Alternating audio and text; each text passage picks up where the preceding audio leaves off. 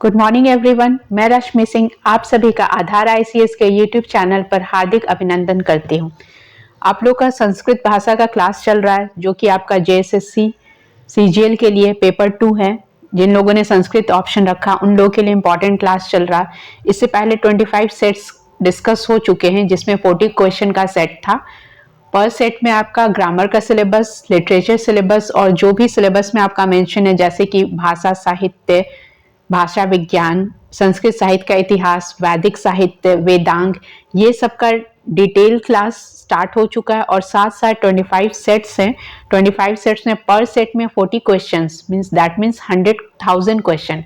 1000 question का already discussion मैं कर चुकी हूँ। तो जो आज फर्स्ट टाइम वीडियो देख रहे हैं वो प्लेलिस्ट में जाके पहले के वीडियोस देख सकते हैं। और वो एमसीक्यू फॉर्मेट, जैसा कि जेएसएससी सीजीएल में क्वेश्चन पेपर आएगा एमसीक्यू फॉर्मेट में ऑब्जेक्टिव टाइप, उस टाइप का सेट्स हम लोग डिस्कस कर चुके हैं। तो अगर आप लोगों ने नहीं देखा है तो आप वो सेट्स रिवीजन कर सकते हैं। वैसा 25 सेट्स है। और साथ साथ 10 to 12 संस्कृत का डिटेल क्लास जो कि आपका सिलेबस कवर कर रहा है भाषा विज्ञान का। तो भाषा विज्ञान में जितने भी टॉपिक्स हैं वो सारा मैं कवर कर चुकी हूँ।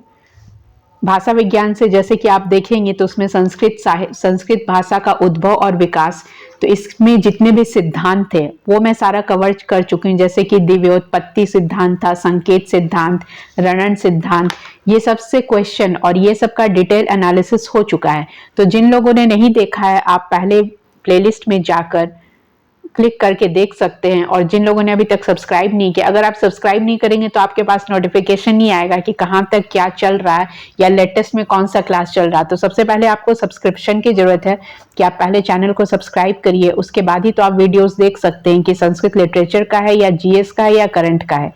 तो आप पहले सब्सक्राइब कीजिए और संस्कृत रिलेटेड जो भी मटेरियल है आप यहाँ से पढ़ सकते हैं। तो इसमें आपका पहला चैप्टर कवर हो चुका है, वो भी डिटेल में हो चुका है। भाषा विज्ञान कंप्लीट है।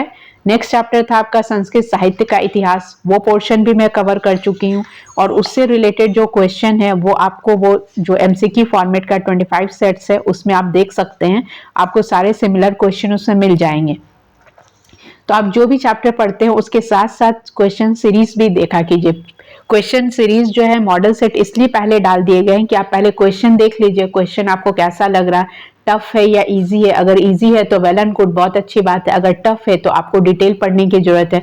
अगर आपको ग्रामर का पोर्शन सारा क्लियर है तो आप नहीं भी देखेंगे तो आपका काम हो जाएगा। लेकिन अगर आप वीक है ग्रामर में तो आपको वो सब देखना और ग्रामर का डिटेल स्टडी करना बहुत इंपॉर्टेंट है। ग्रामर में जैसे आपके स्वर व्यंजन है, स्वर संधि है, पद है, वाक्य है, संज्ञा, सर्वनाम, विशेषण, क्रिया विशेषण, अव्यय है, प्रत्यय है, समास है, कारक है, ये सब का मैं वहाँ पे भी एक्सप्लेनेशन दी हूँ। और आगे के क्लासेस में भी ये ग्रामर पोर्शन डिटेल में चलेगा। तो जो लोग पहले के नहीं देखें वो अब देख सकते हैं। और ग्रामर अभी इनकम्प्लीट है, ग्रामर अभी मैंने स्टार्ट नहीं किया है।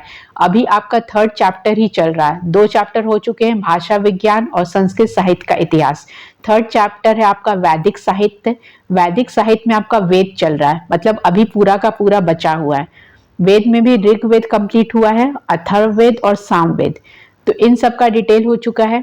आज हम लोग पढ़ेंगे अथर्ववेद, यजुर्वेद, सामवेद, ये कंप्लीट हो चुका है। तो आज अथर्ववेद पढ़ेंगे। इससे पहले जितने भी हो चुके हैं आप उसको प्लेलिस्ट में जाकर देख सकते हैं और अपना रिवीजन कर सकते हैं। और जो मेनली जो भी आपका सिलेबस रिलेटेड चीज है वो सारा चीज कवर किया जा रहा है। तो इसके लिए आप परेशान ना हो कि सिलेबस कब कंप्लीट होगा, कैसे होगा। अगर आप रेगुलर विजिटर है चैनल में, अगर आप रेगुलर देख रहे हैं तो आप देख पाएंगे कि एक एक चैप्टर पोर्शन जो आपका दिया वो सारा कवर कराया जा रहा है। चाहे फर्स्ट चैप्टर हो, सेकंड चैप्टर हो, सारा चैप्टर डिटेल में कवर हो रहा है। तो लास्ट चैप्टर हम लोग पढ़े थे। लास्ट चैप्टर जो था आप वैदिक साहित्य में वेद पढ़ रहे थे। वेद में यजुर्वेद, ऋग्वेद, पहला तो ऋग्वेद था वो हो चुका है, यजुर्वेद हो चुका है और सामवेद हो चुका है। आज हम लोग क्या पढ़ेंगे, अथर्ववेद। तो इसमें ज्यादा नहीं पढ़ना है, लेकिन फिर भी जितना पढ़ना है वो पिन पॉइंट है और वो इम्पॉर्टेंट है। क्योंकि क्वेश्चंस ऐसा नहीं आएगा आपको कि अगर सब्जेक्टिव होता है तो आप सिलेक्टेड स्टडी कर सकते हैं, लेकिन ये सब्जेक्टिव तो है नहीं, ऑब्जेक्टिव है। ऑब्जेक्टिव में आप ये अपने आप कुछ नहीं प्लान कर सकते कि सिंपल एंड स्ट्रेट फॉरवर्ड होगा। अगर आपने अभी बीपीएससी दिया होगा तो आपका आइडिया हो गया होगा कि किस तरीके से क्वेश्चंस आते हैं। आप किसी को भी बहुत इजी वे में नहीं ले सकते हैं। मे बी जो भी क्वेश्चन आपका सेट कर रहा वो बहुत बड़े प्रकांड विद्वान हो संस्कृत के, वो ढूंढ ढूंढ कर ऐसे क्वेश्चन दे जो उनके लिए तो बहुत इजी हो और हम लोग के लिए बहुत टफ हो जाए। तो आपको वैसा मेंटली प्रिपेयर्ड होकर चलना है कि क्वेश्चंस कुछ भी आ सकता है। आपसे कारक के भेद भी पूछे जा सकते हैं, आपसे सूत्र भी पूछा जा सकता है, या आपसे सिंपल एक वाक्य देकर कारक का कौन सा चिन्ह लगाया है ये भी पूछा जा सकता है। तो क्वेश्चन अपने ऊपर है, जो टफेस्ट क्वेश्चन है वो आपको इजी लग सकता है, या जो इजी क्वेश्चन है आपको टफ लग सकता है। वो डिपेंड करता है आपके प्रिपरेशन लेवल पे, आपका कितना फोकस स्टडी आपने किया है, किस चीज को कितने वे में पढ़ा है। अब जैसे आप क्वेश्चंस बीपीएससी के देखेंगे तो बीपीएससी का तो ट्रेंड रहा है, वो उसका कोई ये नहीं है कि वो इजीएस्ट क्वेश्चन भी पूछता है और टफेस्ट क्वेश्चन भी पूछता है। कभी कभी एसएससी रेलवे टाइप भी क्वेश्चन आ जाएगा और कभी कभी यूपीएससी को भी फेल कर सकते हैं। तो बीपीएससी के बारे में मैं ज्यादा नहीं बोल रही हूँ, आप लोग को तो जेएसएससी सीजीएल देना है जो ऑलरेडी 2015 के बाद से अभी तक नहीं हो पाया है। तो इसमें हम लोग वो दोनों टाइप के क्वेश्चंस एक्सपेक्ट कर सकते हैं। लेकिन ये संस्कृत लैंग्वेज है तो इसके लिए आपको क्या है, जो फोकस्ड स्टडी मटेरियल है वो तो आपको सिलेबस तो कवर करना ही पड़ेगा, क्योंकि क्वेश्चन सेटर का माइंड का तो नहीं बोल सकते ना वो किस टाइप से आपसे क्वेश्चन पूछेंगे। मे बी आपसे ये भी पूछा जा सकता है कि वेद के कितने भेद है, कितने वेद होते हैं, या ब्राह्मण कितने हैं, उपनिषद कितने हैं, या फिर वो कालिदास से रिलेटेड आपसे कोई भी श्लोक देकर पूछा जा सकता है। तो क्वेश्चन कैन बी वेरिएबल, वो कैसा भी आ सकता है। उसके लिए क्या आपको मेंटली प्रिपेयर्ड होना है, आपका जो सिलेबस है उसको बार बार पढ़ना है, और आपके पास जो भी स्टडी मटेरियल अवेलेबल है आप उसको जितना हो सके रिवीजन कीजिए। ठीक है, आपको आता होगा, सब कुछ आता होगा, लेकिन जब तक आप रिवीजन नहीं करेंगे तो आप सिंपल से सिंपल क्वेश्चन भी गलत कर सकते हैं। कभी कभी ऐसा होता है कि आपने वो पढ़ा है लेकिन ड्यूरिंग द एग्जामिनेशन आपसे वो क्वेश्चन गलत हो जाता है। तो आप उस चीज को जितना रिवीजन कीजिए आपके लिए उतना ही अच्छा है। और वैसे भी आपके तीनों पेपर शायद एक ही दिन होंगे, पेपर 1, पेपर 2 एंड पेपर 3, तो इसका भी प्रेशर रहेगा ही। और ये भी आपको पता है कि जब तक आप क्वालिफाइंग नहीं करते हैं हिंदी इंग्लिश, तभी आप पेपर 2 के लिए, पेपर 2 भी आपको क्या है मोर देन 30% मार्क्स लाना है। तो सारे पेपर जो इंटर रिलेटेड है, पहले तो आपको हिंदी इंग्लिश क्वालिफाई करना ही है, और इतना एक्सपेक्टेड भी है कि आप ग्रेजुएशन लेवल का एग्जाम दे रहे हैं तो हिंदी इंग्लिश तो आप क्वालिफाई कर ही लोगे, उसमें कोई टफ नहीं है। नेक्स्ट बात होता है कि पेपर 2, अब पेपर 2 में जिसने जो भी लैंग्वेज रखा है तो वो उसमें अपने आप में मास्टर्स होंगे, तभी तो आपने वो लैंग्वेज सेलेक्ट किया है। चाहे आपने कुड़ुक रखा है, करमाली रखा है, खोटा रखा है, जो भी सब्जेक्ट आपने सेलेक्ट किया है तो वो आप अपने लेवल पे ही लेके रखे होंगे कि आप उसमें at least 50 more than 50 to 60 question answer कर सकते हैं नेगेटिव मार्क्स होने के बाद भी। तो आप में वो कॉन्फिडेंस है तभी तो आपने वो पेपर रखा। मे भी आप संस्कृत में पीएचडी हो, एमए हो, जो भी आपका डिग्री रहा हो, तभी तो आप रखे हैं। तो आप इसमें इजीली आंसर कर सकते हैं, ऐसा कुछ टफ भी नहीं है।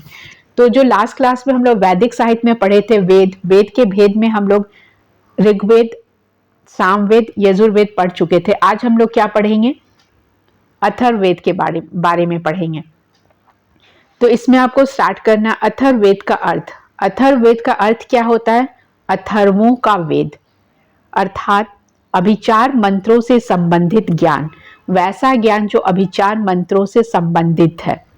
प्रारंभ में अर्थ वन शब्द पुरोहितों का द्योतक था।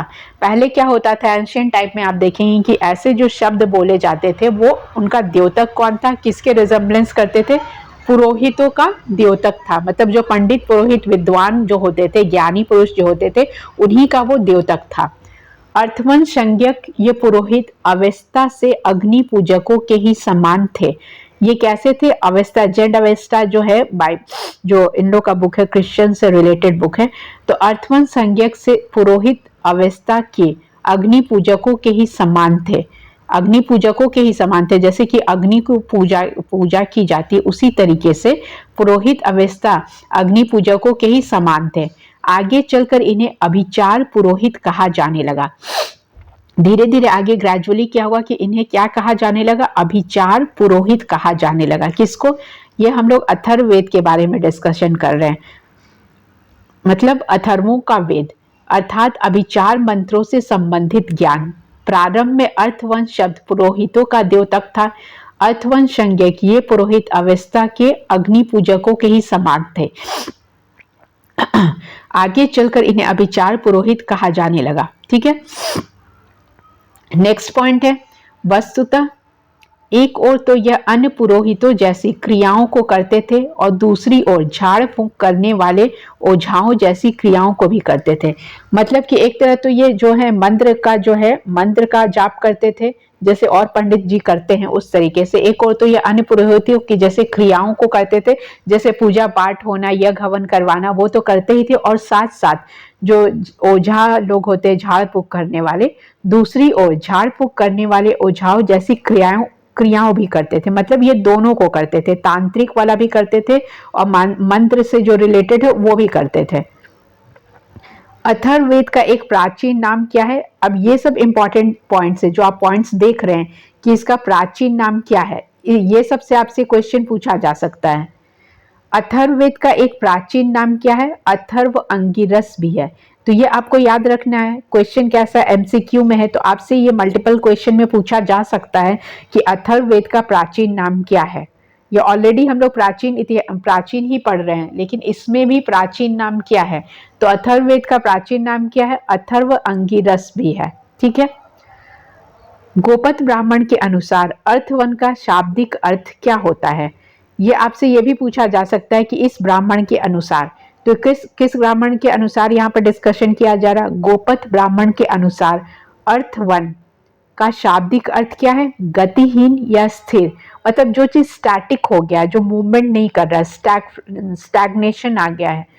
तो गोपथ ब्राह्मण के अनुसार अर्थवन का शाब्दिक अर्थ क्या? गतिहीन, जिसमें कोई मोशन नहीं है, मोशन लेस या रेस्ट, एट रेस्ट पोजीशन में जो हम लोग बोलते हैं।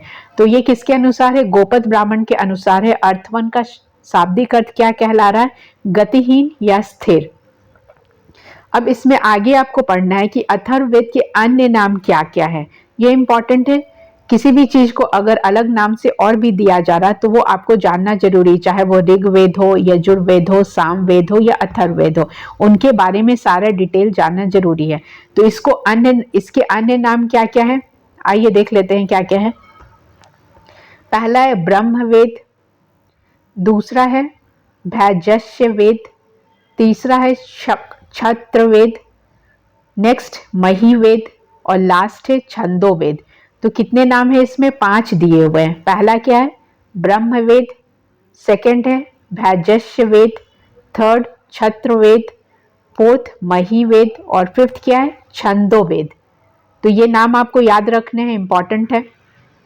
नेक्स्ट आइए वेदों, अथर्ववेद की शाखाएं। अब आपने ऋग्वेद और सामवेद में भी पढ़ा था, यजुर्वेद में भी पढ़े थे, शाखाएं सेम है, इसमें भी इसकी शाखाएं हैं, उसको भी आपको पढ़ना है।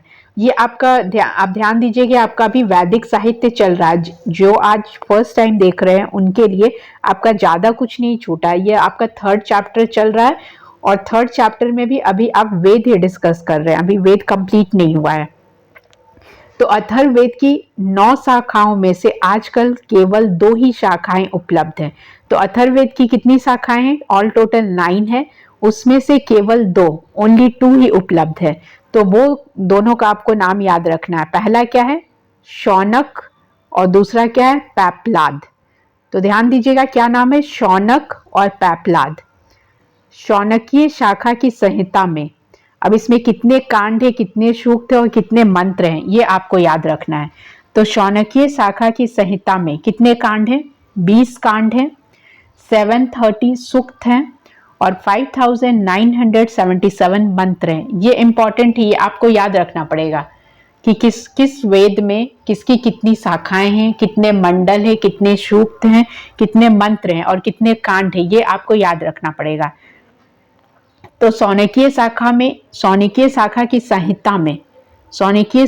संहिता में कितने कांड हैं? 20 हैं। सूक्त कितने हैं? 730, और इसमें मंत्र कितने हैं? 5977 मंत्र हैं।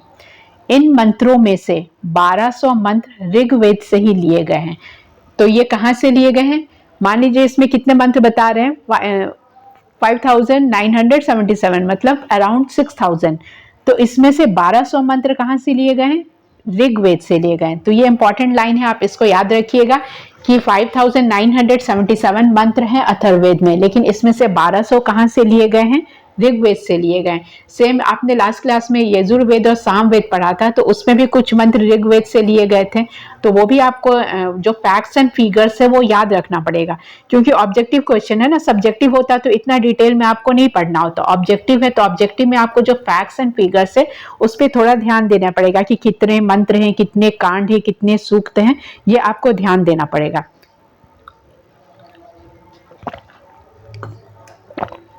नेक्स्ट हम लोग आते हैं अथर्ववेद के 15 और 16 कांड में 27 सूक्त हैं। किसमें? 15वां और 16वां, जो 15th और 16th कांड है। टोटल कितने कांड थे अथर्ववेद में? 20 थे। 20 में 15 और 16 जो कांड है उसमें 27 सूक्त है। कितने हैं? 27 सूक्त है। और लगभग 30 और अतिरिक्त ऐसे सूक्त है जिनकी रचना गद्यात्मक है। मतलब जो हम लोग ऊपर के जो पढ़े वो क्या था? पद्यात्मक था, ठीक है। लेकिन इसमें क्या बोल रहा? 15 और 16 कांड में 27 ऐसे सूक्त हैं और लगभग 30 और अतिरिक्त ऐसे सूक्त हैं जिनकी रचना गद्यात्मक है। तो आपसे ये क्वेश्चन पूछा जा सकता है कि कितने सूक्त या कितने कांड में पद्यात्मक है या गद्यात्मक है, तो ये आपको याद रखना है। अथर्ववेद के 15वें और 16वें कांड में 27 सूक्त हैं और लगभग 30 और अतिरिक्त ऐसे सूक्त हैं जिनकी रचना क्या है? गद्यात्मक है। गद्यात्मक मीन्स जो पोएटिक नहीं होता है, जैसे पोएम में लिखा होता है ना राइमिंग वर्ड्स, वैसा नहीं है, वो गद्यात्मक लिखा हुआ है, ठीक है। नेक्स्ट आइए अथर्ववेद के मंत्र। अब इसमें कौन कौन से मंत्र है वो आपको देखना है, इंपॉर्टेंट है ये। अथर्ववेद में 2 प्रकार के मंत्र हैं। वो 2 प्रकार के क्या है? क्योंकि आपने इसमें पढ़ा है कि इसमें जो तांत्रिक वाला है, जादू टोना टोटका, वो भी इसमें आता है। तो अथर्ववेद में कितने प्रकार के मंत्र हैं? 2 प्रकार के मंत्र हैं। अथर्वों के मंत्र शुभाचारों की ओर संकेत करते हैं, मतलब शुभ आचार जो होते हैं उनकी ओर संकेत करते हैं। इन मंत्रों का विनियोग ग्राम अथवा परिवार में शांति की स्थापना के लिए, शत्रुओं की संधि आदि के लिए, यात्राओं में सुरक्षा के लिए और साथ ही दीर्घायु, स्वास्थ्य और धन, वैभव आदि की प्राप्ति के लिए किया जाता है। तो ये अथर्ववेद कब कब के लिए, कब कब इनका जो मंत्र है किस किस के लिए है, किस किस कंडीशंस के लिए है? अथर्ववेद के मंत्र शुभ आचार, जितने भी शुभ कार्य होते हैं घर में बाहर में, उन सब के लिए हैं। ये शुभाचारों की ओर संकेत करते हैं। इन मंत्रों का विनियोग कहाँ पे होता है? ग्राम, मतलब पहले तो ग्राम की बात करेंगे ना, क्योंकि ये तो हम लोग वैदिक साहित्य पढ़ रहे हैं। तो वैदिक साहित्य में क्या था? उस समय मेट्रो सिटीज तो था नहीं कि दिल्ली है, मुंबई है, कोलकाता है, मेट्रो सिटीज, ऐसा कुछ नहीं था। उस समय ग्राम था, ग्राम पंचायत, यही सब हुआ करता था। तो इन मंत्रों का विनियोग ग्राम अथवा परिवार में शांति की स्थापना के लिए होता था। जो शत्रु हैं, लॉन्ग टाइम रिलेशन, जैसे रसिया यूक्रेन चल रहा है, तो उस समय इतना हेवी, मतलब इस टाइप का तो वॉर नहीं होता था, वही आसपास राजाओं लोग का जो होता था। तो शत्रुओं से संधियों के लिए, मतलब जो शत्रु हैं उन लोग से एग्रीमेंट हो जाए, संधि हो जाए, तो उन लोग के लिए होता था। राजाओं, यात्राओं में सुरक्षा के लिए, जो दूर दूर यात्री जाते थे, उस समय कोई ट्रेन नहीं था, फ्लाइट नहीं था, वो लोग उस समय कैसे ट्रैवल करते थे? उस समय का मोड ऑफ कम्युनिकेशन तो डिफरेंट था। तो यात्रा जो हम लोग कर रहे हैं उसमें सुरक्षित रहें, साथ मतलब कोई भी ऐसा एक्सीडेंट ना हो। तो ये सब जब करते थे तब हम लोग वहां पे अथर्ववेद के जो मंत्र है उसका मंत्रोच्चार करते थे। कहाँ कहाँ पे? ग्राम अथवा परिवार की शांति में की स्थापना के लिए, शत्रुओं की संधि के लिए, यात्राओं में सुरक्षा के लिए, जब यात्रा कर रहे हैं तब उसमें सुरक्षित रहें, सतर्क रहें, सुरक्षित रहें, इसलिए भी अथर्ववेद का मंत्र पढ़ा जाता था। साथ ही दीर्घायु, मतलब लंबे एज के लिए, दीर्घायु हो, स्वास्थ्य और धन, मतलब आपका हेल्थ अच्छा रहे, हेल्दी एंड वेल्दी रहे, दोनों रहे, वैभव आदि की प्राप्ति के लिए ये सब मंत्र का क्या किया जाता था? मंत्रोच्चार किया जाता था। तो ये किसमें हम लोग पढ़ते हैं? अथर्ववेद के मंत्र में पढ़ा जाएगा ये सब। ये आपका पहला था। नेक्स्ट आइए, नेक्स्ट आपका क्या है? अंगी राजाओं के मंत्र। तो अंगिराओं के मंत्र, राजाओं नहीं है, प्रिंटिंग मिस्टेक है थोड़ा सा। अंगिराओं के मंत्र, इनका विनियोग कब कब होता था? रोगों को नष्ट करने के लिए। तो उस समय कोई ऐसा वैक्सीन तो था नहीं, या उतना वेल डेवलप्ड तो मेडिकल साइंस नहीं था, मतलब उस समय भी थे बहुत सारे। तो वो सब क्या था? आयुर्वेद था, ये था। तो उस समय भी क्या मंत्र वंत्र से, झाड़ फूक से इलाज किया जाता था। तो इसमें क्या था, इसका विनियोग रोगों को नष्ट करने के लिए, हिंसक पशुओं को दूर रखने के लिए। जो भी पशु होते थे तो उसमें सभी तो वो तो नहीं होता था कि कुत्ता बिल्ली गाय भैंस, ऐसा तो नहीं, कुछ तो ऐसे भी होते थे जो आपके लिए हार्मफुल होते थे। मान लीजिए कि जंगल से शेर आ गया, सांप को थोड़ी पता है कि आपको काटना है या नहीं काटना, सांप के साथ आप जैसा करेंगे तो वो भी वैसे ही करेगा। तो वैसे कुछ जानवर जो ह्यूमन बींग के लिए क्या होते थे, हार्मफुल होते थे, तो उनको दूर रखने के लिए ये सब मंत्र का उच्चार किया जाता था।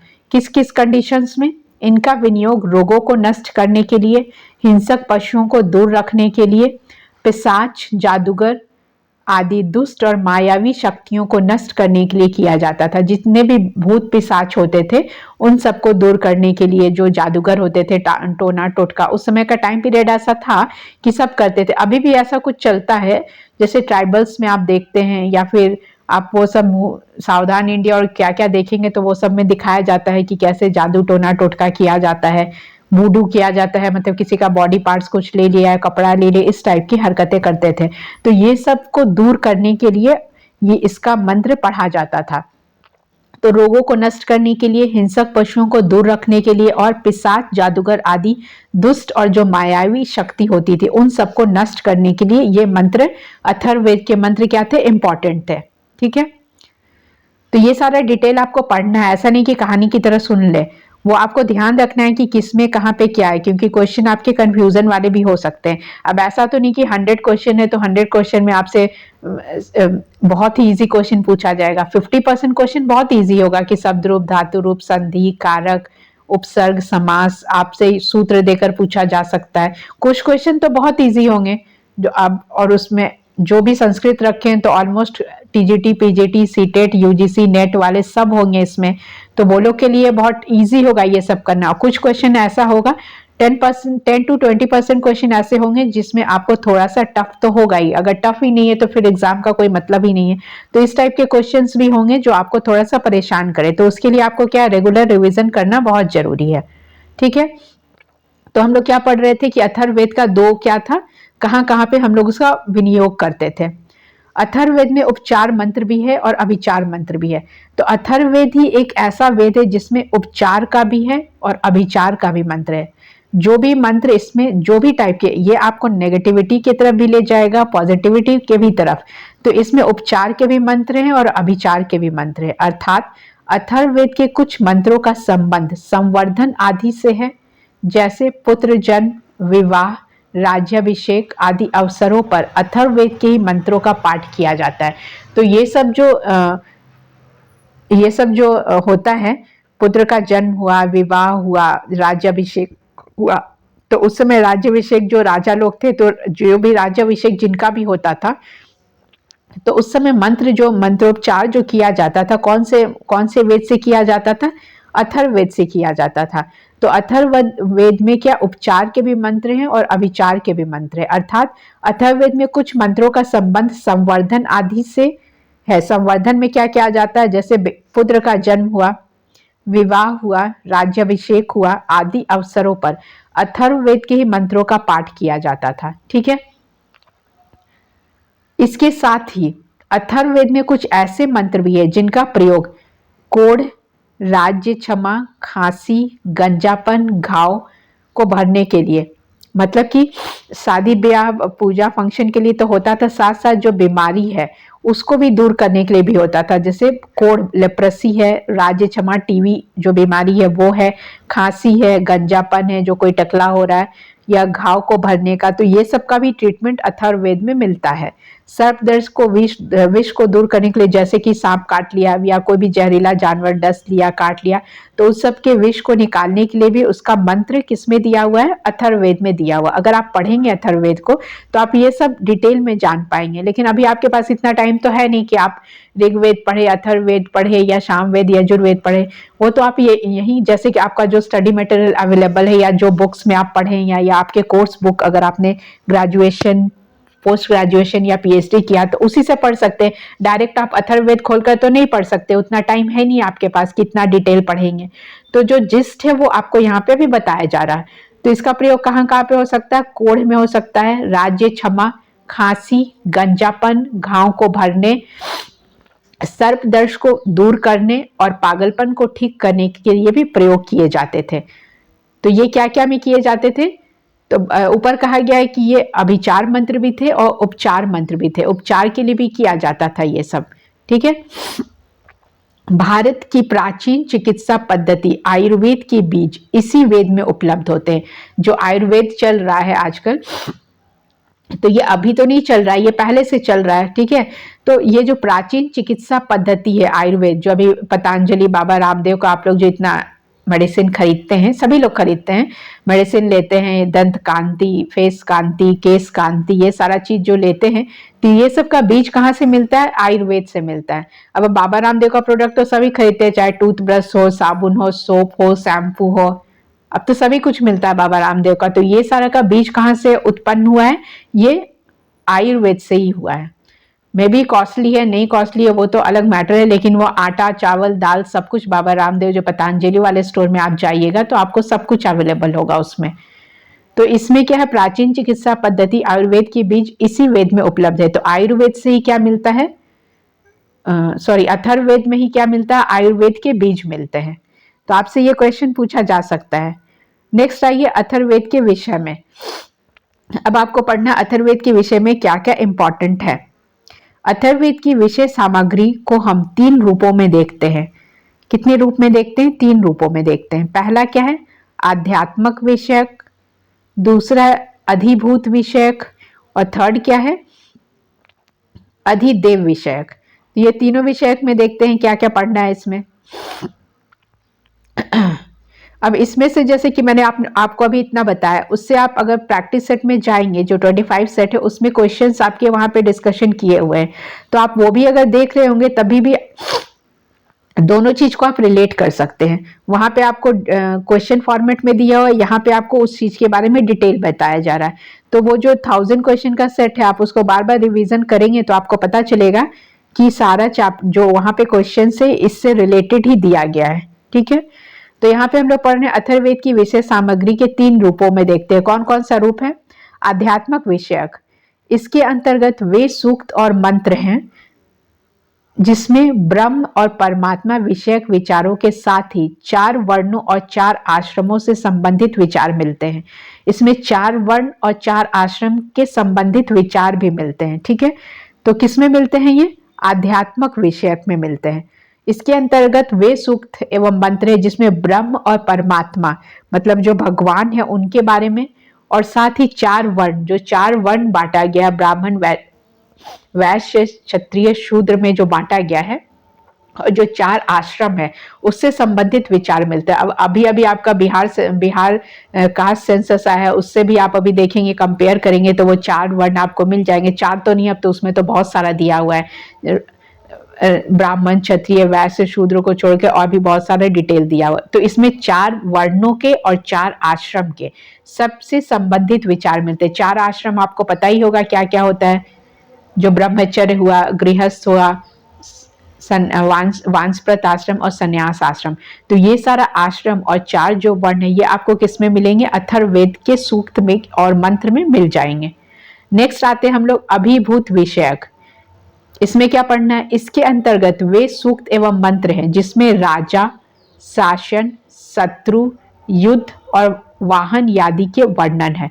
तो आपको पहले याद रखना, अध्यात्मक में कौन कौन से आपको मिल जाएंगे, कौन कौन सा सूक्त और मंत्र मिलेगा, जिसमें ब्रह्म और परमात्मा विषयक विचारों के साथ 4 आश्रम और 4 वर्णों का संबंधित विचार है। वो कहाँ पे मिलेगा आपको? आध्यात्म में मिलेगा।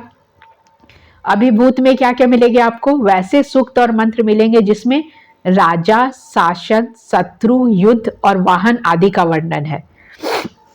ठीक है। ये 2 था आपका, 2 इंपॉर्टेंट है। नेक्स्ट क्या है? थर्ड आपका आता है अधिदेव।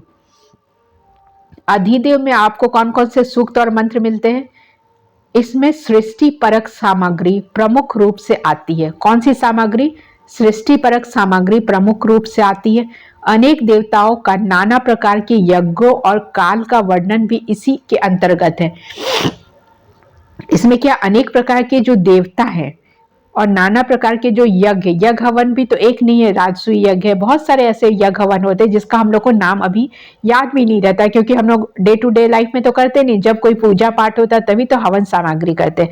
लेकिन पहले जो हम लोग ऋग वैदिक टाइम में आप पढ़ेंगे तो उस समय तो राजा महाराजा लोग तो हर कोई भी काम स्टार्ट करते थे तो उसमें क्या होता था, यज्ञ हवन से शुरू करते थे। जैसे अभी भी अगर आप राजकमल सरस्वती शिशु विद्या मंदिर में पढ़े होंगे तो आप देखिएगा, आप अपने पढ़ाई से पहले जैसे भी वहाँ सेशन स्टार्ट होता है तो उससे पहले यज्ञ हवन कराया जाता है। या वहाँ पे क्या ये नियम है, आप जितना भी जब भी स्कूल जाते हैं, कोई नया सेशन स्टार्ट हो रहा है या आपका फेयरवेल दिया जा रहा है, तो वहाँ पे यज्ञ हवन करके ही सारा स्टार्ट किया जाता है और एंड भी उसी तरीके से किया जाता है। तो ये क्या, हम लोग उसी चीज को फॉलो, उस सब स्कूल में वो सब चीज फॉलो कराया जाता है। तो इसमें अधिदेव विषयक में क्या है, इसमें सृष्टि परक सामग्री प्रमुख रूप से आती है और अनेक देवता, जितने भी देवता थे और जितने भी डिफरेंट टाइप्स ऑफ यज्ञ और हवन थे, उन सब का वर्णन हमको कहाँ पे मिलेगा, अधिदेव विषयक में मिलेगा। ठीक है, नेक्स्ट आते हैं अथर्ववेद के 12वें कांड के आरंभ में। तो ये अथर्ववेद का कौन सा कांड चल रहा है, 12वें कांड के। आपने कितने कांड आपको पढ़ने हैं अथर्ववेद में, 20 कांड। ठीक है, ये आपको याद रखना है, कितने कांड, 20 कांड है। तो अथर्ववेद के 12वें कांड के आरंभ में प्रसिद्ध पृथ्वी सूक्त मिलता है। पृथ्वी सूक्त आपसे क्वेश्चन पूछा जा सकता है कि पृथ्वी सूक्त किसमें मिलता है, सामवेद, यजुर्वेद, ऋग्वेद, अथर्ववेद। तो करेक्ट आंसर क्या हो जाएगा, अथर्ववेद में।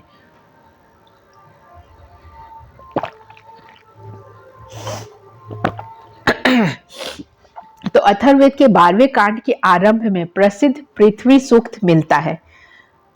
तो ये 12वें कांड में क्या मिलता है, पृथ्वी सूक्त मिलता है। नेक्स्ट देखिए, जो इंपॉर्टेंट फैक्ट्स है वो आपको इसमें मेंशन कर दिया गया कि जो जो मोस्ट इंपॉर्टेंट है, उतना डिटेल पढ़ने से अच्छा जो इंपॉर्टेंट लाइन्स है वो आप पढ़ लीजिए।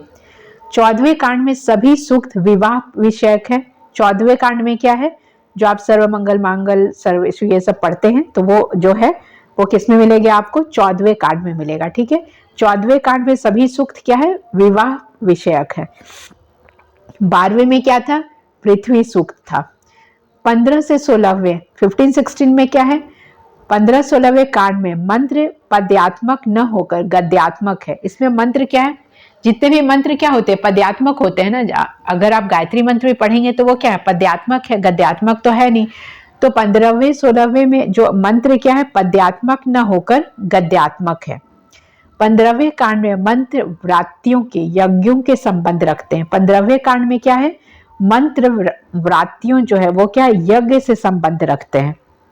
जबकि 16वें कांड में क्या है, मंत्र जो है दुख स्वप्नों के विनाशक माने गए हैं। 16वें कांड में जो मंत्र हैं वो क्या है, जो आपके दुख को दूर करने के लिए, जो दुख स्वप्न है उसके विनाशक, जो आप बुरा सपना देखते हैं, जो आपको दुख है, तो वो अगर आप पढ़ते हैं तो वो आपका क्या है, वो दुख सारा दूर कर देता है। कौन सा कांड, 16वां कांड। और 15 में क्या है, यज्ञ से संबंधित रखते हैं। ये सारे क्या है, पद्यात्मक नहीं है, ये क्या है, गद्यात्मक है। 18वें में क्या है, पितृमेध संबंधी मंत्र है। 18वें कांड में क्या है सॉरी 18वें कांड में क्या है, पितृमेध संबंधित मंत्र है। इसे श्राद्ध कांड भी कहा जाता है। अंत्येष्टि संबंधी मंत्र भी इसी कांड में है। तो अंत्येष्टि जो अंतिम संस्कार होती है उसमें जो मंत्र पढ़े जाते हैं वो कहाँ से पढ़े जाते हैं, अथर्ववेद के 18वें कांड से पढ़े जाते हैं। तो इसमें इंपॉर्टेंट आपको ध्यान देना है, 18वें कांड में पितृमेध संबंधी मंत्र है, इसे श्राद्ध कांड भी कहा जाता है। अंत्येष्टि संबंधी मंत्र भी इसी कांड में है। अब देखिए 19 और 20 में क्या है, 19-20 जो कांड है उसमें उसको क्या कहा जाता है, खिल कांड कहा जाता है। याद रखिएगा, इंपॉर्टेंट है, कौन सा कांड कहा जाता है, खिल कांड। 19वें कांड में भैजस्य, राष्ट्रवृद्धि और आध्यात्म से संबंधित सूक्त है। किस किस से संबंधित है, भैजस्य से, राष्ट्रवृद्धि से और आध्यात्म से संबंधित सूक्त आपको मिल जाएंगे। किसमें, 19 से 20 में। तो ये आपको ध्यान देखना है, 19 और 20 को क्या कहा जाता है, खिल कांड बोला जाता है। और इसमें क्या क्या मिल जाता है, भैजस्य, राष्ट्रवृद्धि और आध्यात्म से संबंधित सूक्त मिलते हैं। 20वें कांड में ऋग्वेद से लिए गए सोम योग के सूक्त हैं।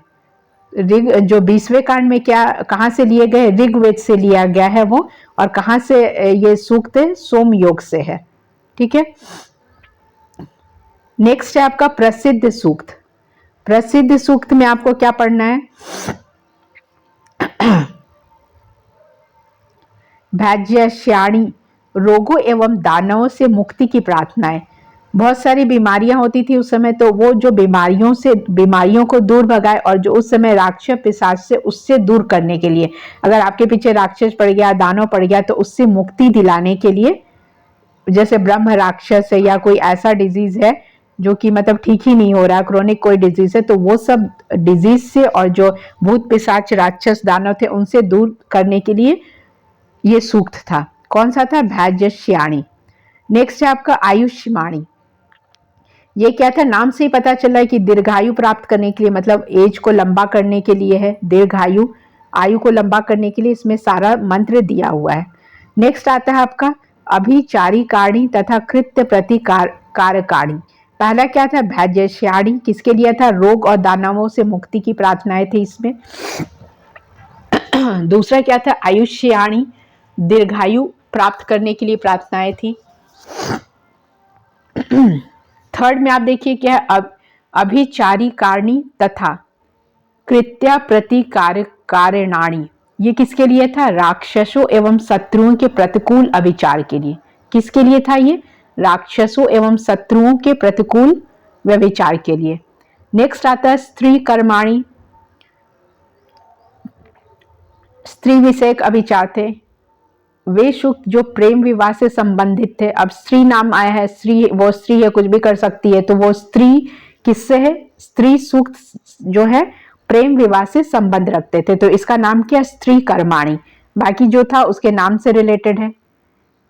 सामान्य स्नानी, सामान्य से प्राप्त करने एवं सभा में प्रभाव डालने के अभिचार। इसमें कौन कौन से सूक्त थे, सामान्य से मतलब जो जनरली मिल जाता है, सामान्य से प्राप्त करने एवं सभा में प्रभाव डालने के अभिचार से। जैसे कि सामान्य अध्ययन बोला जाता है, तो वो सामान्य तो होता नहीं है। सामान्य अध्ययन, जीएस का मतलब क्या होता है कि आप इतना डीप स्टडी करके जाएं कि सामने वाला जो आपसे बात कर रहा है वो आपसे प्रभावित हो जाए। तो सेम है यहाँ पे, सामान्य से प्राप्त करने एवं सभा में, सबके सामने आप अपना प्रभाव डाल सके, अपना जीएस इतना स्ट्रांग कीजिए कि सामने वाला आपको देख के ही डर जाए। तो वही इसमें यही था, सामान्य स्नानी में यही था, सामान्य से प्राप्त हो जा रहा था लेकिन सभा में ही प्रभाव डालने का अभिचार था। नेक्स्ट था राजकर्माणी, राज विषयक अभिचार। यह सूक्त राजाओं और उनके कार्यों से संबंधित है। यह सूक्त किससे संबंधित है, राजाओं और उनके कार्यों से संबंधित है। शत्रु को परास्त करने की प्रार्थनाएं और संग्राम संबंधी अनेक साधनों और उपकरणों का वर्णन भी इसी सूक्त से मिलता है। तो आपको इंपॉर्टेंट ध्यान देना है, कौन कौन सा मिलता है, शत्रु को परास्त करने की प्रार्थनाएं, मतलब अपने दुश्मन को हराना है तो उससे भी मंत्र, आप उससे रिलेटेड मंत्र आपको उसमें मिल जाएगा। संग्राम संबंधी, जब आप युद्ध लड़ रहे हैं उससे भी अनेक साधनों और उपकरणों का वर्णन भी इसी सूक्त में मिलता है। जो संग्राम संबंधी जितने साधन और उपकरण है, जितने इक्विपमेंट होते हैं, उससे रिलेटेड सारे सूक्त आपको किसमें मिल जाएंगे, राजकर्माणी में। जैसे रथ हुआ, शंख हुआ, चक्र हुआ, ये सब। उस समय तो युद्ध इसी पे लड़ा जाता था ना, वैदिक साहित्य में। उस समय तो वो तोप वोप आया नहीं था, वो तो मुगल और सल्तनत के टाइम आया था। तो इस समय का जो लड़ने का जो इक्विपमेंट था, जो लड़ते थे, जिससे लड़ाई की जाती थी, उसके बारे में क्या है, रथ है, शंख है। इसी कारण अथर्ववेद को छत्रवेद भी कहा गया है। तो अथर्ववेद को छत्रवेद क्यों कहा गया है, तो इसमें क्यों कहा गया अब आप समझ गए, क्योंकि इसके शत्रु को परास्त करने की प्रार्थनाएं थी, संग्राम संबंधी अनेक साधनों एवं उपकरणों का वर्णन मिलता था, मतलब वैसे मंत्र मिलते थे जिसमें इस तरीके का डिस्कशन किया गया है। तो इसी के कारण इसको अथर्ववेद को क्या कहा जाता था, छत्रवेद भी कहा जाता था।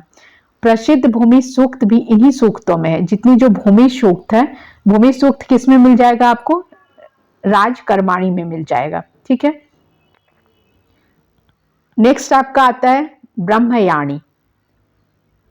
तो आपका ये पेपर 2 का संस्कृत तो चल रहा है, और जिनको पेपर 3 जो आपका जीएस का पेपर है उससे रिलेटेड भी 15 सेट्स आपके दिए हुए हैं। 15 सेट्स मतलब 150 क्वेश्चन है पर सेट में, जिसमें आपका करंट पहला है आपका जीएस है, साइंस है, जो 30 मार्क्स का जीएस है, 20 मार्क्स का साइंस है, 20 मतलब क्वेश्चंस 30 क्वेश्चंस जीएस के हैं, 20 क्वेश्चंस जो है आपके साइंस के, 20 क्वेश्चन कंप्यूटर साइंस के, 20 मैथ्स, 20 रीजनिंग और 40 क्वेश्चंस के है झारखंड स्पेशल का। तो ये सारा 15 सेट्स आपको 150 क्वेश्चन का सेट्स दिया हुआ है। किसके लिए? पेपर 3 के लिए, क्योंकि पेपर 3 भी तो आपको उसमें अच्छे मार्क्स लाने ही है, तभी आपका क्या होगा, रैंकिंग होगा। तो उसका आपका 15 सेट्स दिया हुआ है। जिन लोगों ने अभी तक नहीं देखा है तो आप वो सारे 15 सेट्स वहां पे देख सकते हैं। वो एज अ मॉडल सेट दिया हुआ है कि आपका क्वेश्चन किस टाइप का आएगा, तो उसमें आप वो देखकर अपना रिवीजन कर सकते हैं। और पर सेट को कंप्लीट देखिए, ऐसा नहीं कि 5 क्वेश्चन देखें और छोड़ दिए।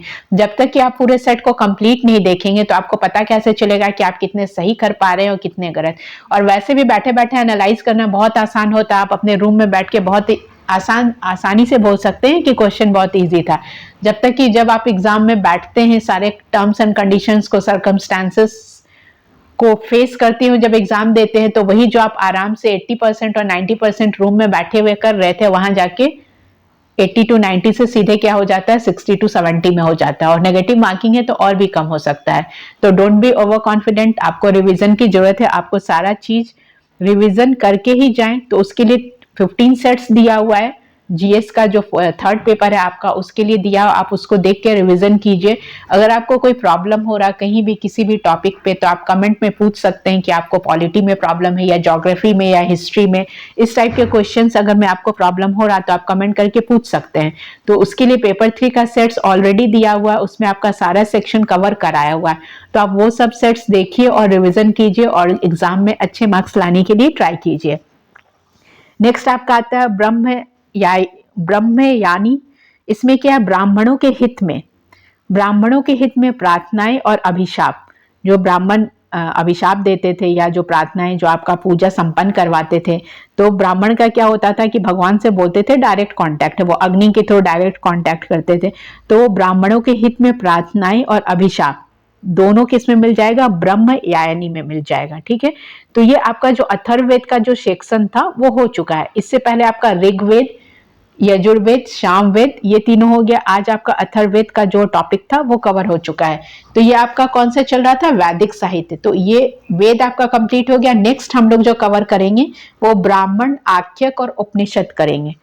तो ये आपने देख लिया है। इस वीडियो को कंप्लीट देखिए और इसके जो पुराने, जहां से चैप्टर 3 शुरू हो रहा है या चैप्टर 1 स्टार्ट हो रहा है, आप वहां से देखेंगे तो आपका जो भी छूटा है सारा कवर हो जाएगा। ऑलरेडी 15 to 16 सेट्स हो चुके हैं। तो आपका जो फर्स्ट चैप्टर है, भाषा विज्ञान, संस्कृत साहित्य, वैदिक भाषा, ये सारा आप उसमें जाकर देख सकते हैं। So thanks for watching this and stay tuned for new updates.